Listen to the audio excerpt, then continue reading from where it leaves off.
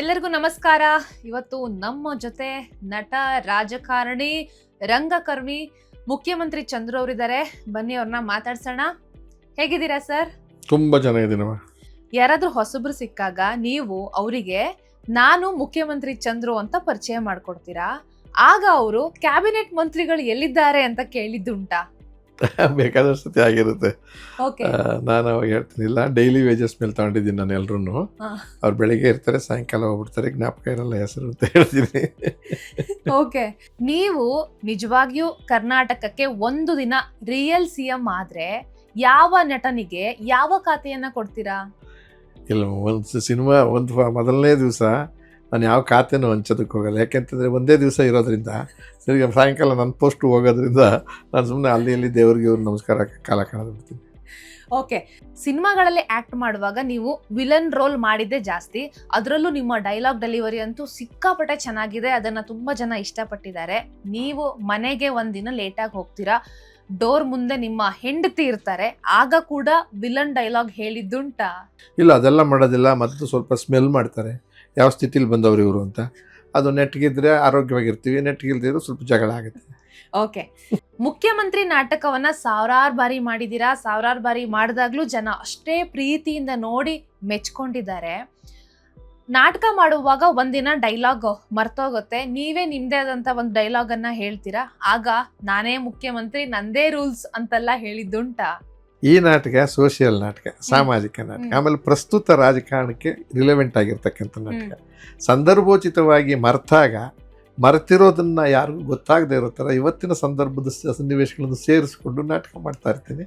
ಆಮೇಲೆ ಹೊಸ ಚಂದ್ರು ಏನೇನೋ ಕ್ರಿಯೇಟ್ ಮಾಡ್ತಾರಪ್ಪ ಅಂತ ಅದಕ್ಕೂ ಕ್ರೆಡಿಟೇ ಬಂದಿದೆ. ಡೈಲಾಗ್ ಮರೆತು ನಾನು ಬಿಟ್ಟು ಮಾತಾಡಿದ್ದಕ್ಕೂ ಕೂಡ ಕ್ರೆಡಿಬಿಲಿಟಿ ಸಿಕ್ಕಿದೆ. ಸೂಪರ್. ಇವತ್ತಿನ ಜನರೇಷನ್ ಹೆಂಗಿದೆ ಅಂತಂದ್ರೆ ಬ್ರೋ, ಡ್ಯೂಡ್, ಲೋಲ್ ಅಂತೆಲ್ಲ ಮಾತಾಡ್ತಾರೆ. ಸೊ ಇದನ್ನ ನೀವು ಕನ್ನಡಕ್ಕೆ ಹೇಳೋದಾದ್ರೆ, ಅಂದ್ರೆ ಕನ್ನಡದಲ್ಲಿ ಕೌಂಟರ್ ಕೊಡೋದಾದ್ರೆ ಏನ್ ಹೇಳ್ತೀರಾ? ಅದರ ಮೀನಿಂಗ್ಗಳೇ ನನಗೆ ಗೊತ್ತಿಲ್ಲದೆ ಇರೋದ್ರಿಂದ ನಾನು ಅದೆಲ್ಲ ಬಿಟ್ಬಿಟ್ಟು ಅಪ್ಪ, ಮರಿ, ಪುಟ, ತಂದೆ, ತಾಯಿ, ಮಕ್ಕಳ ತಾಯಿ ಅಷ್ಟನ್ನು ಹೇಳ್ಕೊಂಡು ಮಾತಾಡ್ರಪ್ಪ. ಇದೆಲ್ಲ ಯಾವುದು ನಮ್ಮ ಸಂಸ್ಕೃತಿನೂ ಅಲ್ಲ, ನಮ್ಮ ಭಾಷೆನೂ. ಅದ್ರ ಮೇಲೆ ದ್ವೇಷ ಇಲ್ಲ ನನಗೆ. ಆದರೆ ನನಗೆ ದಕ್ಕುವಂಥ ಭಾವನೆಗಳು ಸಿಕ್ಕುವಂಥದ್ದು ಯಾವುದಪ್ಪ, ನನಗೆ ಜ್ಞಾನ ಆಗಲಿ, ನನ್ನ ಮಾತಾಗಲಿ ಬರೋದು ನನಗೆ ನನ್ನ ಭಾಷೆಯಿಂದ ಚಿಂತನೆ ಬರೋದು. ಈಗ ಯಾವ್ದಾನ ಯೋಚನೆ ಮಾಡ್ಬೇಕಾದ್ರೆ ಓ ಮೈ ಗಾಡ್ ಅಂತೀನಿ ನಾನು, ಅಯ್ಯೋ ಅಮ್ಮ ಅಂತೀನಿ ಬಿದ್ದಾಗ. ಹಾಗಾಗಿ ಅವ್ರಿಗೆ ಏನಂದರೆ, ಇದೆಲ್ಲ ನಿಮ್ಮ ಅನುಕೂಲಕ್ಕೆ ತಕ್ಕಂತೆ ಮಾಡ್ಕೊಳ್ಳಿ, ಆದರೆ ಸಹಜವಾಗಿ ನೀವು ಎಲ್ಲಿ ಹುಟ್ಟಿದ್ದೀರೋ, ಎಲ್ಲಿ ಬೆಳೆದಿದ್ದೀರೋ ಅದರ ಸೊಗಡನ್ನು ಇಟ್ಕೊಳ್ಳಿ ಅಂತ ಹೇಳ್ತೀನಿ. ಓಕೆ. ನಿಮ್ಮ ಹೆಸರೇ ಮುಖ್ಯಮಂತ್ರಿ, ಈಗ ಟ್ರಾಫಿಕ್ ಪೊಲೀಸ್ ಫೈನ್ ಹಾಕೋದಿಕ್ಕೆ ಏನಾದ್ರೂ ಹೆದರಿದ್ದುಂಟಾ? ಈ ರೀತಿ ಘಟನೆಗಳಾಗಿದೆಯಾ? ಇಲ್ಲ, ಆ ಥರ ಭಯ ಪಟ್ಟಿಲ್ಲ. ಕೆಲವು ಟೈಮ್ ಸ್ಟ್ರಿಕ್ಟ್ ಆಫೀಸರ್ಸ್ ಇರ್ತಾರೆ.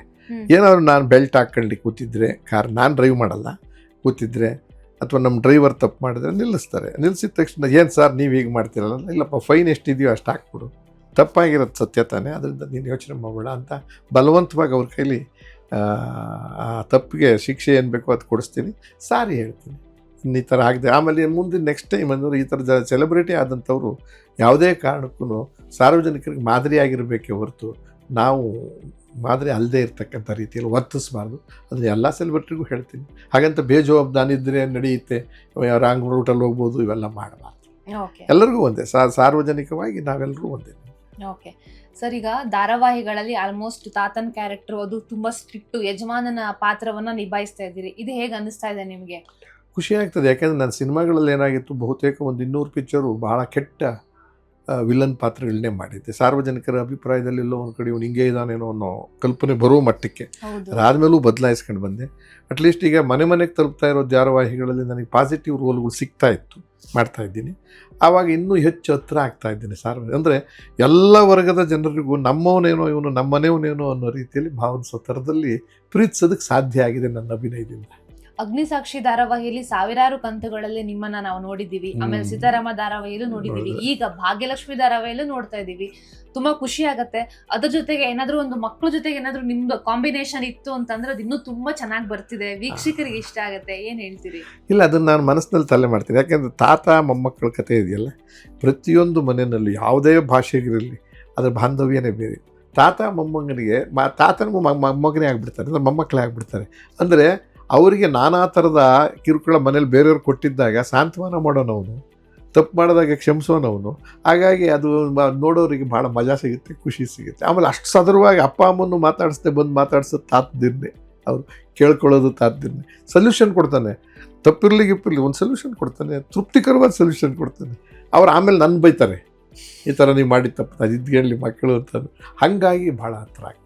ಭಾಗ್ಯಲಕ್ಷ್ಮಿ ಧಾರಾವಾಹಿಲಿ ಆಕ್ಟ್ ಮಾಡ್ತಾ ಇದ್ದೀರಾ, ಭಾಗ್ಯಲಕ್ಷ್ಮಿ ಧಾರಾವಾಹಿ ಎಂಡ್ ಆಗ್ತಿದೆ ಅನ್ನೋಂಥ ಮಾತು ಕೂಡ ಇದೆ, ಏನ್ ಹೇಳ್ತೀರಾ? ಹೌದು, ಈ ತಿಂಗಳು ಕೊನೆಗೆ ಮಾಡ್ತಿದ್ದಾರೆ. ಅವ್ರದ್ದೇನೋ ಸಮಸ್ಯೆ, ಪ್ರೊಡ್ಯೂಸರು ಮತ್ತು ಇನ್ಯಾವುದು ಪ್ರಾಜೆಕ್ಟು ಇವೆಲ್ಲ ತಗೊಂಡಿದ್ದಾರೆ ಅಂತ ಸಂತೋಷ ಅಂತ ಹೇಳಿದ್ವಿ. ಇನ್ನೊಂದು ಮುಂದಿನ ತಿಂಗಳು 6-7ನೇ ತಾರೀಕು ಮತ್ತಿಗೆ ಮುಗಿಯುತ್ತೆ. ಭಾಗ್ಯಲಕ್ಷ್ಮಿ ಧಾರಾವಾಹಿಯಲ್ಲಿ ತಾಂಡವ್ ಕೂಡ 2 ಮದುವೆ ಆಗ್ತಾನೆ, ಭಾಗ್ಯ ಕೂಡ 2 ಮದುವೆ ಆಗ್ತಾಳೆ. ಎಲ್ಲೋ ಒಂದ್ ಕಡೆ 2 ಮದುವೆಯನ್ನ ಈ ಧಾರಾವಾಹಿ ಪ್ರಮೋಟ್ ಮಾಡ್ತಿದೆ ಅನ್ನುವಂಥ ಟೀಕೆ ಕೂಡ ಕೇಳಿ ಬಂತು. ಇಲ್ಲ, ಸತ್ಯ. ನಾನು ಟಾಕಿಗಳು ನನಗೂ ಬಂತು, ಇದೆಲ್ಲ ಬಂತು. ಆದರೆ ಅದಕ್ಕಿಂತ ಮುಂಚೆ ಎಲ್ಲೋ ಒಂದು ಕಡೆ ಮದುವೆನೇ ಆಗದೆ ಇರ್ತಕ್ಕಂಥ ಒಬ್ಬ ವ್ಯಕ್ತಿ ಮದುವೆ ಆಗ್ತೀನಿ ಅಂತ ಅಂದಾಗ ನಮಗೆ ಖುಷಿ ಆಗಿರ್ತದೆ ಮನೆಯಲ್ಲಿ. ಆದರೆ ಇನ್ನೊಂದು ಕಡೆ ಆ ಕಡೆಯ ದೃಷ್ಟಿಯನ್ನು ನೋಡಿದಾಗ ಒಬ್ಬ ತಾಂಡವ ಅನ್ನತಕ್ಕಂಥ ಗಂಡದಿರು ಹೆಂಗಸರಿಗಿದ್ದರೆ ಅದು ಒಳ್ಳೆ ಸಂಸಾರನ ಅಲ್ಲ. ಹಾಗಂದ್ರೆ ಬಿಡೋದ್ರಲ್ಲಿ ತಪ್ಪೇನಿದೆ, ಬಿಡಲಿ. ಇವತ್ತಿನ ಸಮಾಜದಲ್ಲಿ ಮುಂಚಿನ ರೀತಿಯಲ್ಲ. ಬಿಟ್ಟಾದ್ಮೇಲೆ ಯಾಕೆ ಒಂಟಿಯಾಗೇ ಇರಬೇಕು ಅಂತ ಯಾಕೆ ಬಯಸ್ತೀವಿ? ಅವ್ರ ವಯಸ್ಸಿರುತ್ತೆ, ಅವ್ರದ್ದು ಜೀವನ ಅಂತ ಒಂದಿರುತ್ತೆ. ಅಂಥ ಸಂದರ್ಭದಲ್ಲಿ ನಮ್ಮನೆಗೆ ಇಂಥ ಪರಿಸ್ಥಿತಿ ಬಂದಿರೋದ್ರಿಂದ ನಾನು ಇದನ್ನು ಸ್ವೀಕಾರ ಮಾಡಿ ಇದನ್ನು ದಾರಿ ಮುಂದಿನ ದಿನಗಳಲ್ಲಿ ಯಾರು ಬೇಕಾದರೂ ಕೂಡ ಹೆಂಗಸ್ರಿಗೂ ಒಂದೇ ಗಂಡಸ್ರಿಗೂ ಒಂದೇ, ಮದುವೆ ಸರಿ ಹೋಗದೆ ಇದ್ದರೆ, ಸಂಬಂಧ ಸರಿ ಹೋಗದೆ ಇದ್ದರೆ, ಬಿಟ್ಟರೆ ಅಧಿಕೃತವಾಗಿ ಎಲ್ಲ ನಡೆದೋದ್ರೆ ಮತ್ತೊಂದು ಮದುವೆ ಮಾಡ್ಕೊಂಡಿರೋದ್ರಲ್ಲಿ ತಪ್ಪಿಲ್ಲ. ಆ ಏಜ್ಗಳಲ್ಲಿ ನಾನು ಇನ್ನೊಂದು ಮದುವೆ ಮಾಡ್ಕೋಬೇಕು ಈ ವಯಸ್ಸಿನಲ್ಲಿಂದ ತಪ್ಪಾಗ್ತದೆ ಅಲ್ವಾ? ಅದಕ್ಕೋಸ್ಕರ ನನಗೂ ಖುಷಿ ಆಯಿತು. ಅದಾಮೇಲೆ ನೆಗೆಟಿವ್ ಪಾಸಿಟಿವ್ ಇದ್ದೇ ಇರ್ತದಮ್ಮ. ಆದರೆ ನಾನು ಏನು ಅವರಿಗೆ ಬೆಂಬಲ ಯಾಕೆ ಕೊಡ್ತೀನಿ ಅಂದರೆ ಪಾಸಿಟಿವ್ ಥಿಂಗ್ಸ್ಗೋಸ್ಕರ. ನನ್ನ ಮಗನಿಗೆ ಮದುವೆನೇ ಆಗಲ್ಲ ಅಂತಿದ್ದವನು ಮದುವೆಗೆ ಬಂದಿದ್ದಾನೆ. ಆದರೆ ಇಂಥದ್ದು 2 ಮಕ್ಕಳು ತಂದಿದ್ದು, ಆದರೆ ಏನಂತ ಅವ್ರನ್ನೂ ಸಾಕೋಣ ಬಿಡಿ, ದುಡ್ಡಿದೆ ನಮ್ಮ ಹತ್ರ ಅನ್ನೋ ಒಂದು ಭಾವನೆ ಇದು ಬರಲಿ ಎಲ್ಲರಲ್ಲೂ ಅನ್ನೋದು ಅಷ್ಟೇ.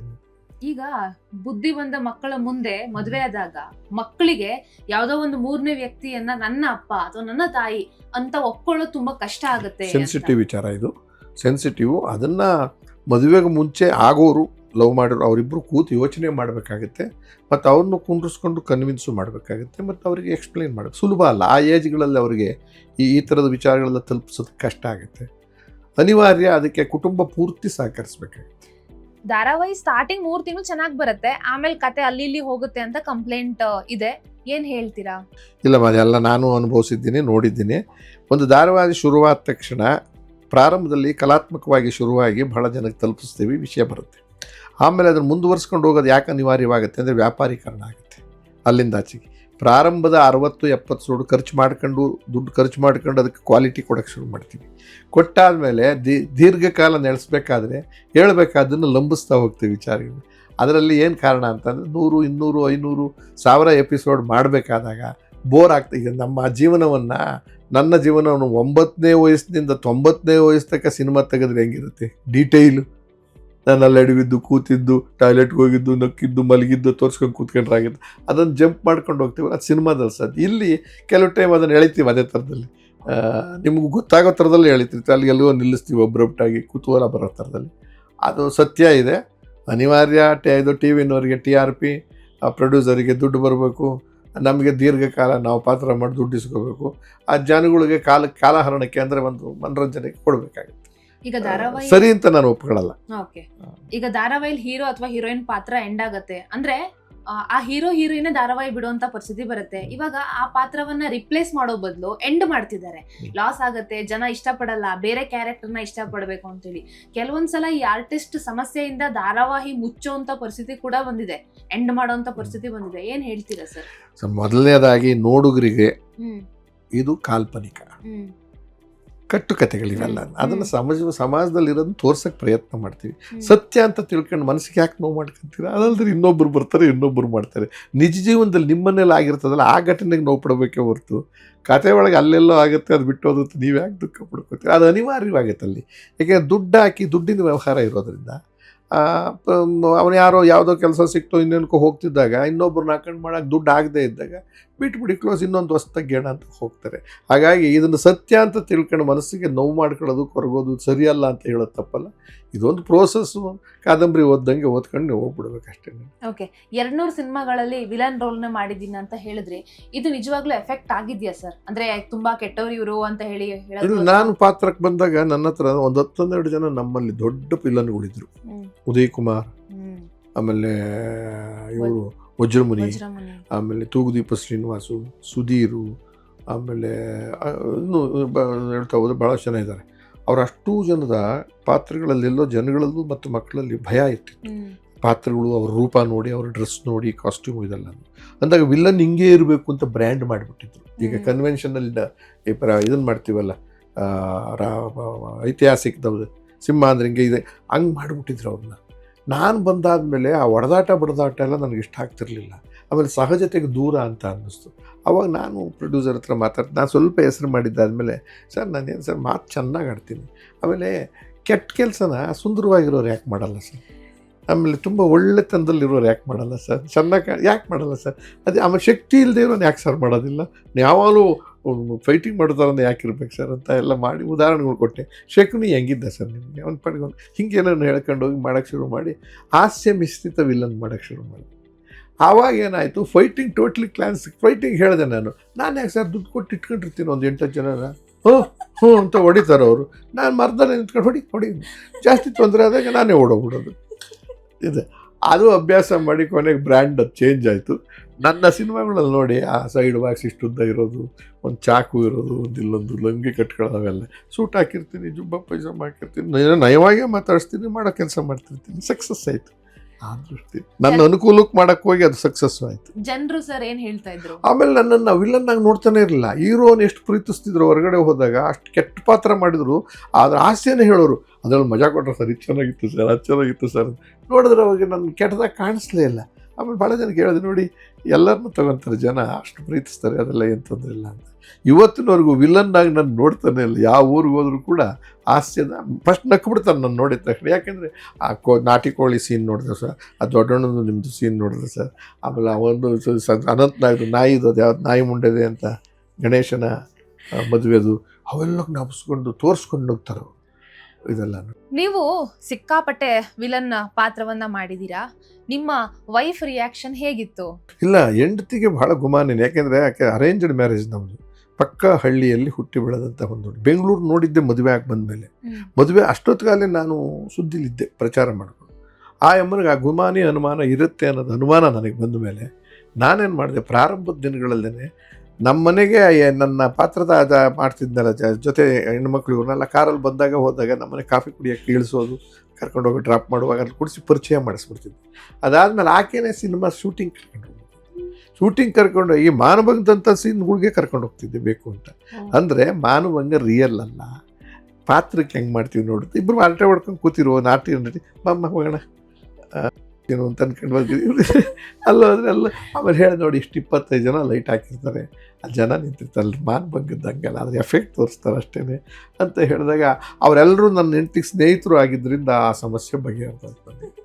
ಪಾಪ ಅಕ್ಕ ತಂಗಿದ್ರ ಥರ ಆಗ್ಬಿಟ್ಟಿದ್ರು ಅವರೆಲ್ಲ. ಆಮೇಲೆ ನಮ್ಮ ಕಾರಲ್ಲಿ ಯಾರನ್ನ ಹೆಂಗಸರು ಬಂದು ಕೂತ್ಕೊಂಡು ನಾನು ಇದಕ್ಕೆ ಶೂಟಿಂಗ್ ಕರ್ಕೊಂಡು ಹೋದರೆ ಅವರೂ ತುಂಬ ಸೇಫಾಗಿ ಬರೋರು, ನನ್ನ ಶ್ರೀಮತಿನೂ ಆನಂದವಾಗಿರೋದು, ಅವಾಗ ಖುಷಿಯಾಗಿ ಹೋಗಿ ಪಾಪ. ಆಮೇಲೆ ಅವರೆಲ್ಲ ಊಟ ತಿಂಡಿ ಎಲ್ಲ ಕೊಡೋರು ನನಗೆ. ಹಂಗೆ ಬೆಳೆಸ್ಬಿಟ್ಟೆ, ಅನುಮಾನನ ಹೋಗಿಸ್ಬಿಟ್ಟೆ. ನಾಟಕಕ್ಕೆ ಕರ್ಕೊಂಡೋದೆ, ಸಿನಿಮಾಗೆ ಕರ್ಕೊಂಡೋದೆ, ರಾಜಕಾರಣಕ್ಕೆ ಕರ್ಕೊಂಡು, ಅವರೂ ಕೊನೆಗೆ ರಾಜಕಾರಣಿ ಆದರು, ಸಿನಿಮಾ ಪಾತ್ರ ಮಾಡಿದ್ರು, TV ಪ್ರೊಡ್ಯೂಸರ್ ಮಾಡಿದ್ರು, ಈಗ ಯಾವುದೋ ಬ್ಯಾಂಕ್ ಡೈರೆಕ್ಟರ್ ಆಗಿದ್ದಾರೆ, ಏನೂ ಗೊತ್ತಿಲ್ಲದೆ ಇರೋ ಒಂದು ಹೆಂಗಸು. ನಿಮ್ಮನೇಲೆ ನಿಮಗೊಂದು ಕಾಂಪಿಟೇಷನ್. ಅಲ್ಲ, ನಾನೇ ಬಿಟ್ಬಿಟ್ಟೆ ಕ್ಲೀನಾಗಿ ಬೆಳೀರಿ. ಆಮೇಲೆ ಸಮಾನತೆ ನಿಮ್ಗೆ ಯಾವಾಗ ಬರುತ್ತೆ? ಆಮೇಲೆ ನನಗೆ ಅನುಮಾನ ನಿನ್ನ ಮೇಲೆ ಇರಬೇಕು, ಇಲ್ಲ ಅಂತ ಅಂದಮೇಲೆ ನೀನು ಮಾಡು, ಹೋಗು. ಅದು ಕೆಲಷ್ಟು ಈಗಂತೂ ಮೆಟ್ರೋದಲ್ಲೆಲ್ಲ ಅವರೇ ಓಡಾಡ್ತಾರೆ, ಫಾರಿನ್ಗೆ ಹೋಗಿ ಬರ್ತಾರೆ, ಕನ್ನಡ ಇಂಗ್ಲೀಷ್ ಬರಲ್ಲ, ಏನಿಲ್ಲ, ತವಯಿಸ್ಕೊಂಡು ಹೋಗ್ತಾರೆ, ಹೆಂಗೆ ಮಾರ್ಕೊಂಡು ಮಾತಾಡ್ಕೊಂಡು. ಬಟ್ ಧೈರ್ಯ ಇದೆ. ಬಟ್ ನಾನು ಆಮೇಲೆ ಸುಳ್ಳು ಹೇಳೋದು ಬಿಟ್ಬಿಡ್ಬೇಕು ನಾವು ಆದಷ್ಟು. ಮನೆಯಲ್ಲಿ ಹೆಂಡತಿ ಹತ್ರ ವಿಶೇಷವಾಗಿ ಸುಳ್ಳು ಹೇಳಲೇಬೇಕು ಜೀವನದಲ್ಲಿ, ಅದು ಬೇರೆ ವಿಚಾರ. ಆದರೆ ನಿರಂತರವಾಗಿ ಯಾಮಾರಿಸ್ಕೊಂಡು ಕಾಲ ಕಳೆಯಬಾರ್ದು, ಸತ್ಯ ಒಪ್ಕೋಬೇಕು. ಸರ್, ಇನ್ನೊಂದು ಡೌಟ್ ಇದೆ ಸರ್ ನನಗೆ. ಈಗ ಮದುವೆ ಆಗಿರೋ ಗಂಡಸರು ಯಾಕಾದ್ರೂ ಮದುವೆ ಆದ್ನೇನೋ ಅಂತ ಹೇಳ್ತಿರ್ತಾರೆ. ಮದುವೆ ಅಂದ್ರೆ ಅಯ್ಯೋ ಅಂತ ಹೇಳಿ ತಲೆ ಚಚ್ಕೋತಾರೆ. ಯಾಕೆ ಅಂತ? ಸುಮ್ಮನೆ ನಾಟಕ ಮಾಡ್ತಾರಾ ಅಥವಾ ನಿಜ ಕಷ್ಟ ಇರುತ್ತೆ? ಇಲ್ಲ ಸರ್, ಏನಾಗುತ್ತೆ, ಐಕ್ಯೂಗಳು ವ್ಯತ್ಯಾಸ ಇರುತ್ತೆ ಮದುವೆ ಆದ್ರೆ. ಎರಡು ಮದುವೆ, ಅರೇಂಜ್ಡ್ ಮ್ಯಾರೇಜ್ ಇಸ್ ಡಿಫ್ರೆಂಟ್, ಆಮೇಲೆ ಲವ್ ಮ್ಯಾರೇಜ್ ಇಸ್, ಆಮೇಲೆ ಶ್ರೀಮಂತ ಬಡವರು ಅನ್ನೋದು. ಇಲ್ಲೇನಾಗುತ್ತೆ ಅಂದರೆ ಒಂದು ಕ್ಯಾಟಗರಿ ಜನಕ್ಕೆ ಐಕ್ಯೂ ಶ್ರೀಮಂತರಾಗ್ಬಿಟ್ಟಾಗ ಏನಾಗ ನಾನಾ ನೀನಾ ಅನ್ನೋ ಪ್ರಶ್ನೆ, ದುಡಿತಾ ಇರೋರಲ್ಲಿ ನಾನಾ ನೀನಾ ಅಹಂಕಾರ ಬರುತ್ತೆ. ಈ ಅರೇಂಜ್ಡ್ ಮ್ಯಾರೇಜ್ನಲ್ಲಿ ಇಯರ್ಸ್ ಡಿಫ್ರೆನ್ಸ್ ಇರುತ್ತೆ, ಐಕ್ಯೂ ಡಿಫ್ರೆನ್ಸ್ ಇರುತ್ತೆ. ಗಂಡಸರಲ್ಲಿ ಸ್ವಲ್ಪ ರಾಜಿಯಾಗಿ ಒಪ್ಕೊಂಬಿಟ್ರೆ ಸುಖ ಸಂಸಾರ ಇರ್ತದೆ. ಅದು ನನಗೆ ನನಗೆ ಇವತ್ತು 42 ವರ್ಷನೋ 43 ವರ್ಷನೂ ಮುಗೀತು. 83ರಲ್ಲಿ ಮದುವೆ ಆಗಿರೋದು ನಾನು, 1983. ಈಗ ಎಷ್ಟು ಲೆಕ್ಕ ಹಾಕೊಳ್ಳಿ ಗೊತ್ತಿಲ್ಲ. 83 ಅಂದರೆ ಆಯಿತು ಸರ್, 43 ವರ್ಷ ಆಯಿತು. 43 ವರ್ಷ ಆಗಿದೆ. ಜಗಳ ಅಂದರೆ ಪ್ರೀತಿಗೆ ಜಗಳ ಆಡಿದ್ದೀವಿ ಅಷ್ಟೇ ಹೊರತು ದೊಡ್ಡ ಮನೆ ಬಿಟ್ಟು ಹೋಗೋ ಥರದಲ್ಲಿ ಬಿಟ್ಟು ಹೋಗ್ತೀವಿ ಅದರಲ್ಲಿ ಇಲ್ಲವೇ ಇಲ್ಲ. ಮೈ ಮೇಲೆ ಒಂದು ಕೈ ಮಾಡಿಲ್ಲ ಇದುವರೆಗೂ ನಾನು. ಮಕ್ಕಳಾಗಿದ್ದಾರೆ ಅದರಲ್ಲಿ. ಆಮೇಲೆ ಎಲ್ಲನೂ ಹೋಗ್ಬೇಕಾದ್ರೆ ಜೊತೆಲೇ ಹೋಗ್ತೀವಿ, ಜೊತೆಲೇ ಬರ್ತೀವಿ. ದುಡ್ಡೆಲ್ಲ ಸಂಪಾದನೆ ಮಾಡಿದ್ದು ಕೊಟ್ಟು ನಾನು ಇಸ್ಕೊತೀನಿ, ಇಷ್ಟು ಬೇಕು ಕೊಡು ಅಂತ. ಅವಾಗ ಜಗಳ ಯಾಕಾಗತ್ತೆ? ಆಗಲ್ಲ. ನಮ್ಮ ಮೇಲೆ ಡಿಪೆಂಡ್ ಆಗುತ್ತೆ. ಓಕೆ, ನೆಕ್ಸ್ಟ್ ಯಾವ ಧಾರಾವಾಹಿಲಿ ಆ್ಯಕ್ಟ್ ಮಾಡ್ತಿದ್ದೀರಾ ಸರ್? ಪ್ರಾಜೆಕ್ಟ್ಗಳು ಬರ್ತಿದೆಯಾ? ಬರ್ತವೆ. ನಾನು ಅದನ್ನು ನಾವು ನೆಗೆಟಿವ್ ಮಾಡೋಕ್ಕೆ ಇಷ್ಟಪಡೋದು. ನೆಗೆಟಿವ್ ಬೇಜಾರಿಲ್ಲ, ಸಾಕು ಮಾಡಾಗಿದೆ. ಈಗ ಸಾರ್ವಜನಿಕವಾಗೂ ಬದುಕ್ತಿರೋದ್ರಿಂದ ರಾಜಕಾರಣ ಇದರಲ್ಲೆಲ್ಲ ಆ ಇಮೇಜ್ ಬರೋದು ಬೇಡ ಅಂತ ಬರ್ತಾ ಇದ್ದಾವೆ. ಆ ರೋಲ್ ನೋಡಿಕೊಂಡು ನನ್ನ ಟೈಮ್ ನೋಡಿಕೊಂಡು, ಆಮೇಲೆ ಅವರು ಚಿಕ್ಕಮಂಗ್ಳೂರು ಅಲ್ಲಿ ಇಲ್ಲಿ ಶೂಟಿಂಗ್ ಅಂತ ಕ್ಯಾರೆಕ್ಟರ್ ಇದ್ದರೆ ಮದ್ರಾಸಿಗೆ ಬನ್ನಿ ಸರ್, ಇವ್ರ ಸ್ಟುಡಿಯೋಗೆ ಬನ್ನಿ ಅಂದರೆ ಮಾಡೋಕ್ಕಲ್ಲ. ಅದಕ್ಕೆ ಯಾವುದೋ ಒಂದು 2 ಬಂದಿದೆ, ಸ್ಕೂಟಿನಿ ಮಾಡ್ತಾಯಿದ್ದೀನಿ. ಮಾಡ್ತಿದ್ರು ನನಗೇನು ಬೇಜಾರಿಲ್ಲ. ಮಾಡೋದು ಯಾಕೆ ಅಂದರೆ ಕಳೆದೋಗೋದು ಬೇಡ. ಸೀರಿಯಲ್ನಲ್ಲಿ ಮಾಡೋದ್ರಿಂದ ಎಲ್ಲರ ಮನೇಲೂ ಇರ್ತೀನಿ, ಜೀವಂತವಾಗಿರ್ತೀನಿ ಮತ್ತು ಪ್ರೀತಿಯಿಂದ ಇರ್ತೀನಿ ಅವ್ರ ಮನೆಯವನಾಗಿ. ಇಲ್ಲ ಎಲ್ಲೋದ್ರು ಚಂದ್ರು ಪತ್ತೆ ಎಲ್ಲ ಇತ್ತೀಚೆಗೆ ಕಾಣೋದೇ ಇಲ್ಲ ಅಂತ ಯಾಕೆ ಅನ್ಬೇಕು. ಆದಷ್ಟು ಬೇಗ ಮುಂದಿನ ದಿನಗಳಲ್ಲಿ ಮತ್ತೊಂದು ಪ್ರಾಜೆಕ್ಟ್ ಮೂಲಕ ಮತ್ತೆ ತೆರೆ ಮೇಲೆ ಕಾಣಿಸ್ಕೊಳ್ಳಿ ಅಂತ ನಾನು ಹಾರೈಸ್ತೀನಿ sir. Thank you so much. ನಾನು ಈಗ ನನಗೇನು ಅಂದರೆ ಹುಚ್ಚು ಇಲ್ಲ, ಭಯನೂ ಬೇಜಾರು ಇಲ್ಲ, ಅಯ್ಯೋ ಬರಲ್ಲ ಅನ್ನೋ ದುಃಖನೂ ಇಲ್ಲ. ಕಾಲ ಬಂದಂಗೆ ಕಡೆ ಹಿಡ್ಕೊಂಡು ಹೋಗ್ತಾರೆ. ನನಗೆ 5-6 ಫೀಲ್ಡ್ ಇದೆಯಲ್ಲಮ್ಮ. TV ಬರಲಿಲ್ಲ, ಸಿನಿಮಾನೂ ಬರಲಿಲ್ಲ, ನಾಟಕ ಇದ್ದೇ ಇದೆ, ಹೋರಾಟ ಇದ್ದೇ ಇದೆ, ಮೀಟಿಂಗ್ಗಳಿದ್ದೇ ಇದ್ದಾವೆ, ಪಕ್ಷ ಇದ್ದೇ ಇದೆ, ಸಂಸಾರ ಇದ್ದೇ ಇದೆ, ಜಮೀನು ಇಟ್ಕೊಂಡಿದ್ದೀನಿ, ನನಗೆ ತೋಟ ಮಾಡ್ಕೊಂಡಿದ್ದೀನಿ. ಅಲ್ಲಿ ಹೊರಟು ಗಿಡ ಮರಗಳು ಮತ್ತು ಪ್ರಾಣಿಗಳ ಜೊತೆ ಆಟ ಆಡ್ತಿರ್ತೀನಿ. Super sir, super. Thank you sir, thank you so much. Yes, ಈ ರೀತಿಯ ಕಂಟೆಂಟ್ಗಳಿಗಾಗಿ asianetsuvarnanews.com ವೆಬ್ಸೈಟ್ ಅನ್ನ ನೋಡಿ. ಜೊತೆಗೆ Asianet Suvarna news YouTube channel, Facebook, Twitter, Instagram ಖಾತೆಯನ್ನ ಫಾಲೋ ಮಾಡಿ. ಜೊತೆಗೆ ಕಮೆಂಟ್ಗಳ ಮೂಲಕ ನಿಮ್ಮ ಅಭಿಪ್ರಾಯವನ್ನ ತಿಳಿಸಿ. Thank you.